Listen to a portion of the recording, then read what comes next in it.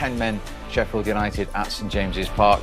And a significant result at Villa Park. Chelsea now have a 5-point buffer from 4th to 5th after a 2-1 win against Aston Villa, who are still in deep trouble in the drop zone. 1 point from the last 18 Dean Smith's side have taken. So just to confirm that relegation situation, Villa have seen Watford get a point and Brighton get 3 this weekend. So Bournemouth, West Ham and Villa all beaten and all still separated by just 1 point. Villa and Bournemouth are in the drop zone because of goal difference in Bournemouth's case as well. So at the top, Liverpool a point closer, extending the gap to 23 above Manchester City. But as I say, big significance for Chelsea today. 8 games to go, 5 points clear now of Manchester United and Wolves, who are locked on 46 points. So a big week. So the conundrum now is all eyes on the champions tomorrow. They're at home to Burnley. If they win that game, Pep Guardiola's side, then Liverpool cannot win the league by beating Crystal Palace on the Wednesday at Anfield. And then it goes to the Thursday. If Manchester City were to lose then to Chelsea, then the scenario is likely that Liverpool would then be crowned champions. It is when and not if, but it isn't 3 points for Liverpool today. The ribbons are still blue and white. It's going to Merseyside soon. We still don't know the day, and it might not be Wednesday at Anfield. We'll get all the reaction from Goodison Park. OK, so Dominic Calvert-Lewin thinks a draw was a fair result. Let's see what the Liverpool manager has to say. Here's the views of Jurgen Klopp. Jurgen, it was always going to be a case you'd be much wiser after the event. What did you make of today? Yeah, it was a real fight. Both teams invested a lot. Both teams showed that they understand it's a derby, even without a crowd. Intense, physical. It was all in. All players were really involved, were really in the game. So that's good. I liked our defending, high press, midfield press, even defensive. Yeah, liked it. Counter press good. Won a lot of balls. Didn't have enough chances for the possession we had. Honestly, there were little moments when Everton played football and we had to run a little bit more. But apart from that, most of the time we were dominant. But then they had the biggest chance. I have to admit, that's how it is. It came out of the blue, and we had to. We were lucky in that moment. But apart from that, we were in control. But of course, we want to have more chances ourselves. We have to be more clear in the situations. Pass the ball here in the right moment, pass the ball there, shoot in the right moment, more crosses in the right. Second half, we started. Well, it was good. So until 60, 70 minutes, maybe it was better. That I could see now we find the right spaces. But in the end, Everton defended really well. So they tried to obviously take care for Sadio and Trent. So and we were there not smart enough to use the gap, the space you have. If one player like Coleman plays completely against Sadio or another player on the other side plays against Trent, there's space for somebody else. We didn't use that. That's normal when you begin to play again. But how I said, a lot of things were good physically. I liked it, and from that point of view, all good.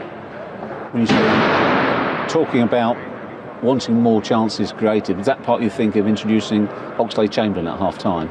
No, that was before the game already. I had the idea that I want to change really early, just not to wait until somebody has a little bit less of fresh legs, just to use the opportunity. What five changes give you? We thought even to change twice, but I have to say, really, Taki played well. He was then in the game. In the beginning, it was a bit difficult, but then he was in the game, and so there was no need for a second change. Naby did really well. So good performances. That's how it is. So, but it had nothing to do with Taki's performance. So it was pure my idea just to try it. Also, it can't be ignored that the fact it's another point towards your ultimate goal and a point achieved here at Goodison Park. Oh, absolutely. And you saw probably all our last few derbies we had here. They were never really better, I have to say. That's how it is. It's like each team is fighting like crazy, but in the end, it's not a lot of football. So we won here, not sure, 2 or 3 years ago with a late Sadio Mane goal. Last year was not a pure joy to watch it. The year before, it's like this. Both teams understand the idea of the derby, but here at Goodison so far, we have space for improvement to perform here better. But so, how is that? I like football a little bit when it looks slightly different, but I take that easily. That's how it is. We had a proper fight. It was physically really intense, and we were ready for that. That's important information for me. And now in 3 days, we play again. It's a short space of time, those 3 days, but how much better do you think you'll be for having got this game under your belt? Oh, it helped for sure that we have it. It's like just a little information to have for sure. So physically, it didn't help. It's not easy. These 3 days are not easy. Now it's okay. We started. That's how it is. I think after the City game, we have then 4 games in 9 days. That's don't know exactly how we'll do that, but that's then really difficult. But for tonight, now it's okay. And yeah, we know more.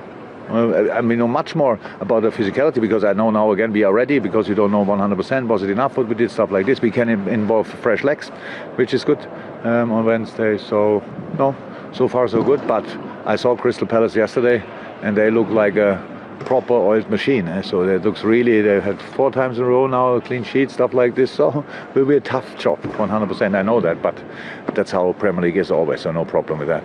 Thanks, Jürgen. Thank you. Welcome. Is a point okay? Did you deserve 3? I don't know. It was an intense game. Both sides created small opportunities, I think. Obviously, they had maybe the biggest on the post. Apart from that, we had the ball quite a lot. Unfortunately, we couldn't find the breakthrough, and it was obviously very good to be out there again. I think we've seen from a lot of these matches post-break that the longer it's got, the chances have seemed to come. Is that because mentally Actor gets tired, or people getting rhythm? How do you think that's changed? I don't know. I think when teams can make more substitutes, there's more fresh legs on the pitch, a lot more counter-attacks, I think. And I think for both sides it can be a big plus, and can be a very open game as well at times. So, but I think today it was an intense game. We knew it was going to be tough. Our first game back, especially here in Derby, and obviously we wanted to win. Unfortunately, it didn't happen. How did it feel without the fans being inside the stadium? Strange, but you can't talk about it every time. It's something that everyone has to deal with. We have to make the best of it, the most of it, and I think so far everyone is doing a great job. All the teams in the leagues and different countries, everyone is just coping with the situation and trying to win games in a good way. One step nearer to getting your hands on that trophy. Will you be watching Manchester City against Burnley tomorrow? I don't know. To be fair, I have no idea. I can't answer that. Well done today. Yeah, thank you very much. Yeah. Thanks for your patience. Cheers. Manchester City, Burnley, of course. Will you be watching Manchester City, Burnley tomorrow? I will, because I'll be in this very studio with Mr. Owen. Ah, you're lucky. Will you? Virgil doesn't know. He might not, or he might. You don't know either, do you? I don't know. I'm with Virgil. You see, we don't know if we're watching. I think you've gone delusional watching that 90 minutes at Goodison Park. Oh, dear. It is only, as I say, when, not if. Is it just a tiny little bump in the road? Only the 3rd game. They haven't won all season, let's point that out. Yeah, it is. It's another small step forward. They only need small steps now, so it's, they'll be fine. They'll be disappointed, because I think as a professional, you go out and you want to provide entertainment, you want to feel good about yourself. I actually played to my maximum today, and you want to do that all the time. Now, they won't go home feeling that, of course, but it's a marathon, and they've ran the majority of it now. They've just got to fall over the line. And in fact, when you look at the games, of course, the Merseyside derby was, the glamour tie today. There was probably a bigger tie, in terms of Everton haven't got much to play for now. They're going to finish middle of the road. Liverpool are definitely going to win it. I mean, the Chelsea-Aston Villa game was probably the one with the most significance today. Yeah. Even though this game carries all the glamour and the history. So, and it played out like that. None of the teams were so desperate to win it that they were going to risk losing it. And that's how it sort of petered out in the end. Having said that, Mark, as you rightly said, Everton had a bit of a 5-minute flurry where they might be in that dressing room now thinking they could have won this. Yeah, it came out of nothing, didn't it? You see, Gomez puts Richarlison in, and then it's just he's not closed down enough. Lovren doesn't close him down.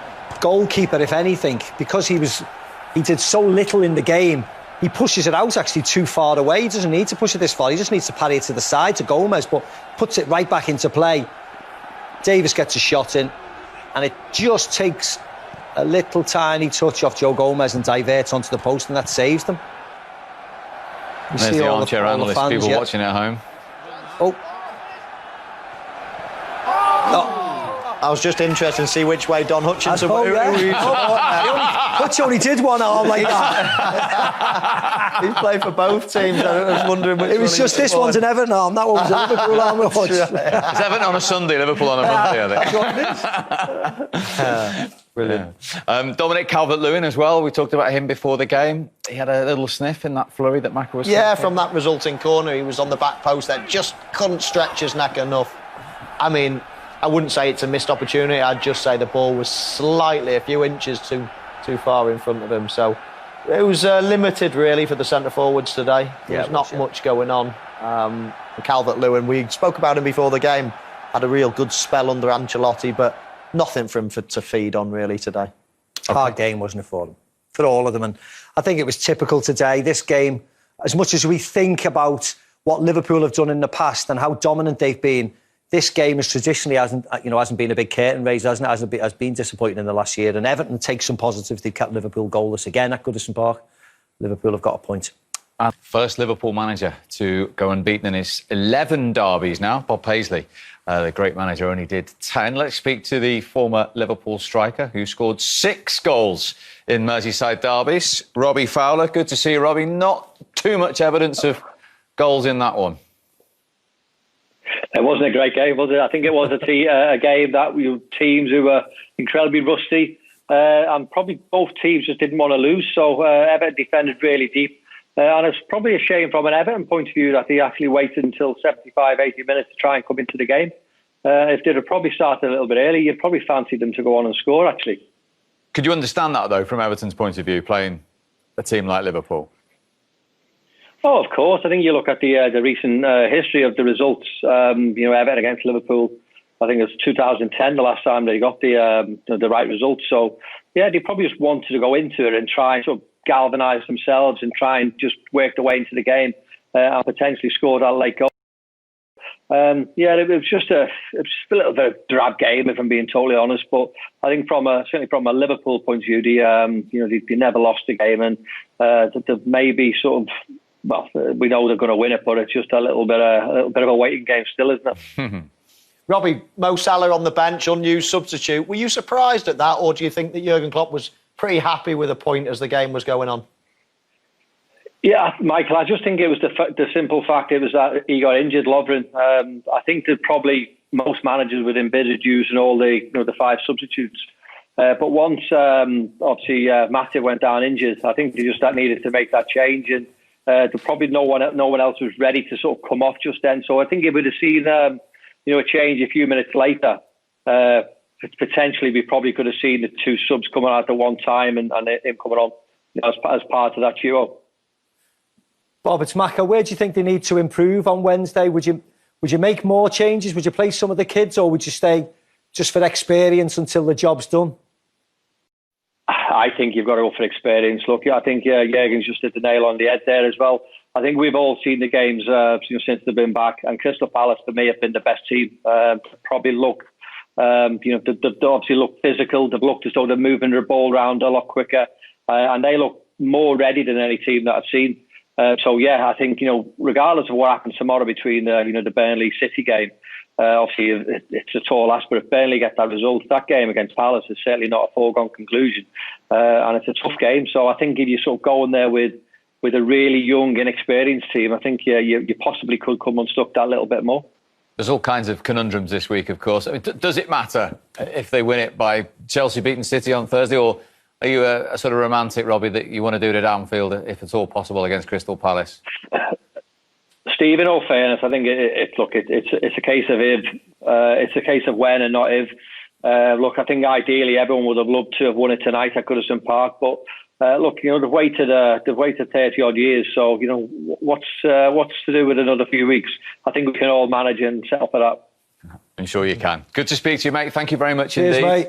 Robbie. And you fellas, see you in a bit. Robbie Fowler, who knew a thing or two about Merseyside derbies.